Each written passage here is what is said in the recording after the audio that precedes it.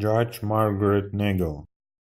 Although Mr. Sanchez submitted a motion for a jury trial, Judge Nagel denied Mr. Sanchez's motion for a jury trial, claiming that Mr. Sanchez was not facing any prison time.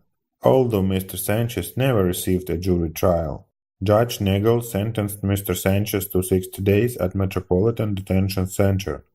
When Mr. Sanchez was arrested, all of his eyewitnesses were hiding among the crowds wearing disguises.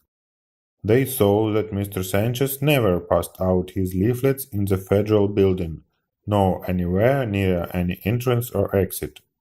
However, since the police didn't see any such witnesses, Judge Nagel ruled that the federal building was abandoned. Therefore, it was impossible for these eyewitnesses to have witnessed the arrest. She refused to allow any testimony from the eyewitnesses who saw everything. Then she also ruled that the entrance to the federal building was so crowded that Mr. Sanchez's leaflets caused a huge traffic jam of people that blocked the ingress and egress at the federal building. How is that possible? How can the federal building be both crowded and abandoned at the same time? Judge Stephen Hillman. Judge Hillman also denied Mr. Sanchez's second motion for a jury trial, even after Judge Nagel had already convicted Mr. Sanchez without a jury trial. Judge Hillman also claimed that Mr. Sanchez was not facing any prison time, just as Judge Nagel had claimed a month earlier. Judge Hillman sentenced Mr. Sanchez to an additional 30 days at Metropolitan Detention Center to run consecutively to Judge Nagel's 60 days at MDC. Although Mr. Sanchez never received any jury trial, Judge Hillman sentenced Mr. Sanchez to up to 1 year at Gateways upon completion of the 30 days at MDC after the 60 days from Judge Nagel. Mr. Sanchez served a total of 1 year, 2 months, and 3 days. Following Judge Nagel's example, Judge Hillman refused to allow any eyewitnesses' testimony from any of the eyewitnesses who were hiding among the crowds at the federal building. Judge Hillman also ruled that the federal building was abandoned. Judge Hillman also ruled that it was impossible for any of Mr. Sanchez's witnesses to have been present at any of the arrests. Judge Hillman also ruled that Mr. Sanchez was causing such a huge traffic jam with his leaflets that he was blocking the ingress and egress at the federal building. How is that possible? How can the federal building be both crowded and abandoned at the same time? Pedro Castillo. Mr. Castillo was Mr. Sanchez's attorney who confidently boasted that it would be very easy to prove that Mr. Sanchez never passed out any leaflets on federal property. Oddly enough, Mr. Castillo never said a word about the many eyewitnesses hiding among the crowds at the time of the arrests. Mr. Castillo spent all of the trial time talking about Patrick Henry, Thomas Paine, 1776 and the history of freedom of speech. He never said one word about what happened at the time of the arrests in question. After the convictions, he said, "I'm sorry. The judges made a mistake. Judges are not perfect. They are only human. They make mistakes just like any other human being."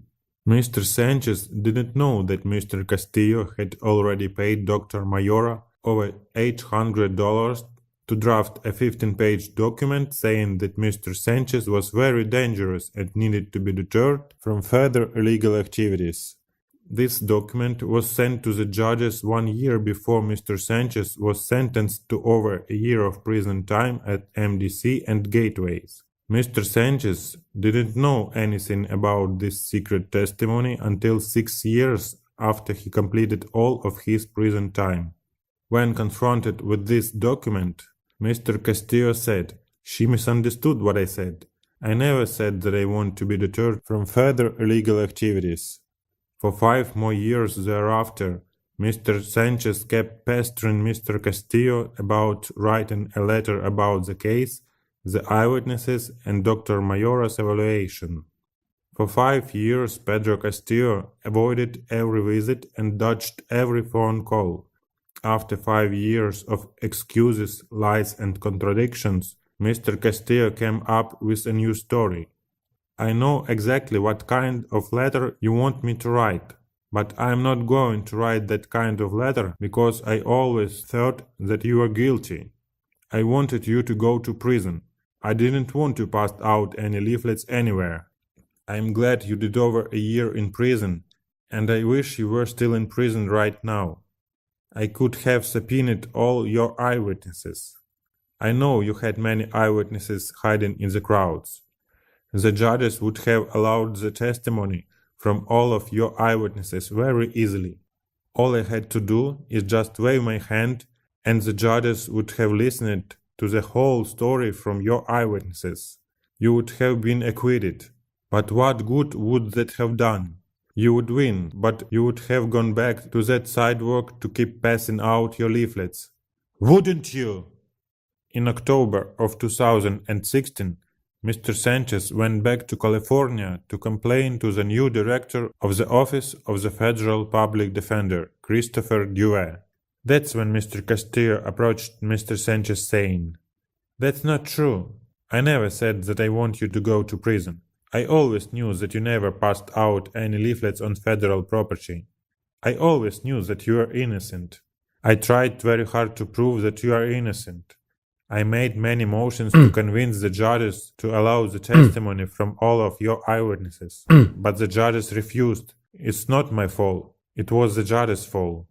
Then Mr. Sanchez asked Mr. Castillo to say this on video camera. But Castillo's eyes popped out and said with a nervous smile, "No, I can't do that." Pedro Castillo now denies everything off the record, but refuses to say anything on video film nor on paper. Dr. Deborah Mayora. After both judges refused to allow the eyewitnesses to testify, Pedro Castillo said that he found an expert witness who will convince the judges to allow all the eyewitnesses to testify about how Mr. Sanchez never passed out any leaflets on federal property. He set up an appointment with Dr. Mayora so that Mr. Sanchez could explain that Mr. Sanchez had many eyewitnesses hiding among the crowds at the time of each arrest. Mr. Sanchez faithfully believed everything and innocently fell into the trap. At the interview, Mr. Sanchez was bewildered because Dr. Mayora didn't want to hear about the eyewitnesses. Dr. Mayora would interrupt him whenever he said anything about the eyewitnesses. She wanted to hear only about the problems he had working as a teacher. He tried to tell her about the many students who learned to speak English after only 1 year of lessons. He tried to tell her about the many awards that he had received as a teacher. He even tried to tell her about how he received the Teacher of the Year award. But Dr. Mayora kept interrupting and insisted that she only wanted to hear about the worst problem students in the Watts ghetto.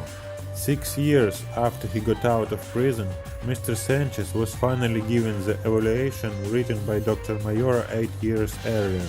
Mr. Sanchez was surprised to read that she wrote that there were no eyewitnesses at the time of the arrests and that Mr. Sanchez needed to be deterred from further illegal activities.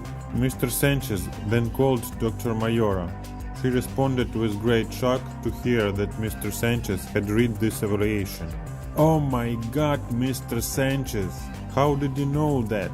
Oh my God, did you read this evaluation?" she said. "Of course," answered Mr. Sanchez. "Oh my God," she said. "How did you get that evaluation?" "From Pedro Castillo," he said. "Did you write this evaluation as secret testimony against me?" "Oh my God, Mr. Sanchez," she said. "Mr. Castillo guaranteed me that defendant would never read this evaluation. I have written hundreds of these evaluations, and the defendants never read them. Why are they reading my evaluations now? I wrote these evaluations for the judges, not for the defendants." Then he said, "It is a crime to send secret testimony to any judge in a criminal case. It is a violation of the Sixth Amendment." The law requires that the defendant confronts his accusers and any accusations against him. Secret testimony or secret witnesses are totally illegal. "Oh my God, Mr. Sanchez," she said. "I'm not a real doctor. I am a counselor. I said that I am a doctor because the court would not hire me unless I said that I am a doctor.